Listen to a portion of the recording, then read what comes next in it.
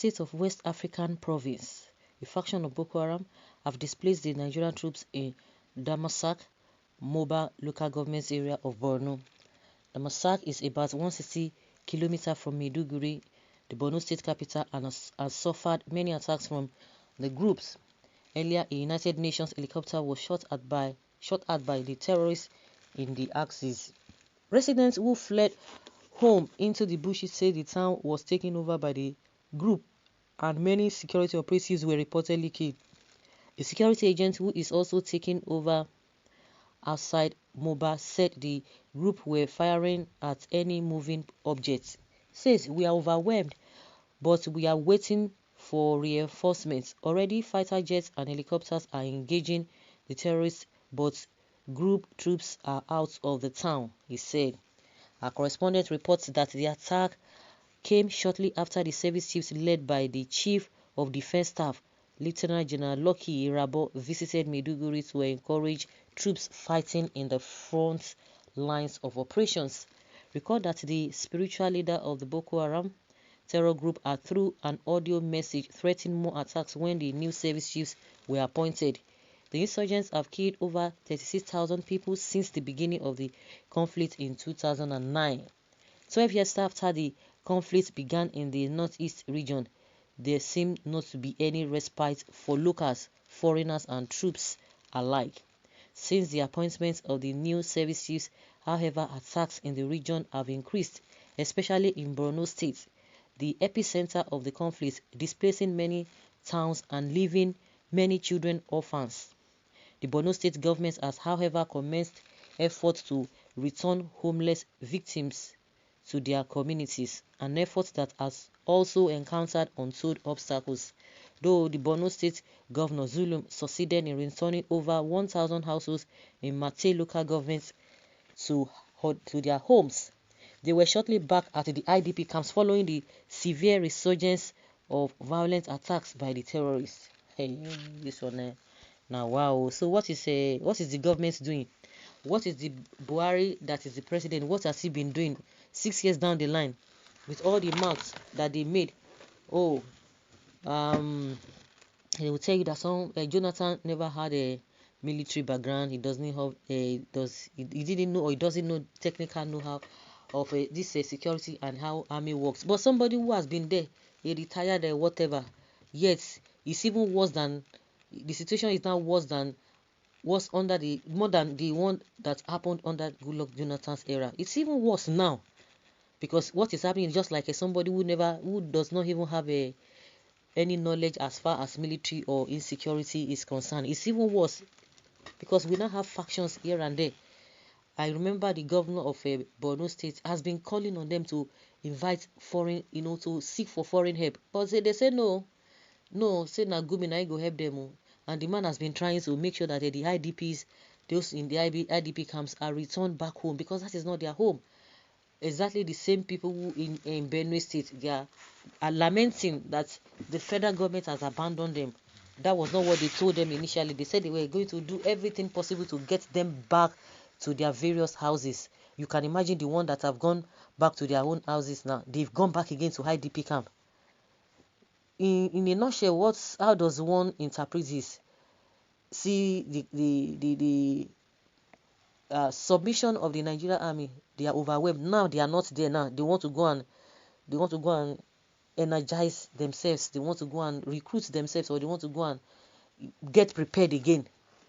And these people, most of the soldiers we have now, have been complaining about dilapidated. Is it dilapidated? I don't even know. Obsolete equipment, weapons they are using. Why these other people, they have sophisticated modern day one? Does it mean we don't have money? No. There's this back and forth. We don't know who is saying the truth, who is not saying the truth. The National Security Advisor, Muguno, Babagana Muguno, came out and told us the money budgeted for these weapons were not bought by the past service chiefs. That when the new service chiefs came on board, they said they didn't see anything. And the question is that, so all this while, you didn't know that they never bought all those equipment. And now again, the man who said that, coming out to say, oh, he was misquoted, that was not what he meant. And meanwhile, the people who are always on the field have been complaining. The soldiers have been complaining that they don't have the right thing to work with. They don't have it.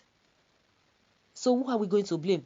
Garba Shehu said, oh, the one they tried to purchase from the US, they have not been delivered. And there was a time too, we learned that the US government they are ready with the equipment, but where to pack it, that Nigeria government does not even have a particular place. They don't have a befitting place to pack it, to pack all those things, or to put all of those things, that they have to spend. If you hear how many billions that they need to get the place ready for them to be able to bring that stuff. So what are we talking about? And that is exactly what this man is trying to tell us, that, oh, they have not supplied them. And he didn't tell, because I listened to one of his interviews. He granted, the spokesperson of the president, the person of Garba Shehu. He just said that, oh, the US has not delivered all those whatever, that it is in the public domain. But later, sometime last year or this year too, we were told that, not that the equipment are not ready, but there's a particular place that needs to be, something must be put in place, or the place that they need to put that place, it must be ready. There must be some things in that place which they didn't prepare for. They were going for that thing. I didn't know, they don't ask questions, or they just want to do things so that it will just be as if they have done it. I can't even get it. But as it is now, the poor soldiers who are always on the field do not have the right thing to work with. That is just it. And that's why you see that these people are getting upper hand. These Boko Haram and their groups, they are getting upper hand. And the issue is that if our security is tight, why is it that these people are bringing in all those sophisticated weapons, and yet the Nigerian government is not aware about it? So there's this secrecy, and there's this, something is not just clear. The unfortunate thing there is that people are losing their lives. People are losing their lives. Now they have taken over some places, according to what we are hearing. But you will hear again, or when you ask Lai Mohammed, he will be telling you a different thing entirely.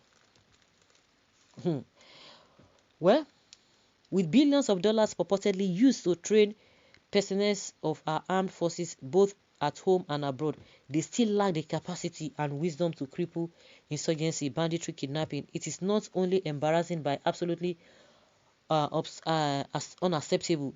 They are hence invisible to ordinary Nigerians behind all this.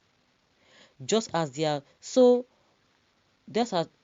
some privileged Nigerians benefiting from this rubbish, the CDS should in the interim relocate to B0RNO State for effective offensive against the crabs. One day for Nigeria, terrorists never appear. No diversions, please. All hands on deck to defeat the real enemy, not the imaginary one. ISWAP, are they the same with Boko Haram? Yes, another faction. The Nigerian army is doomed. Keep flooding soldiers in the peaceful southeast instead of war zone north. Why this deceived government cracked lies always to calm people down with huge of money spent on ammunition? Nigeria, what a country.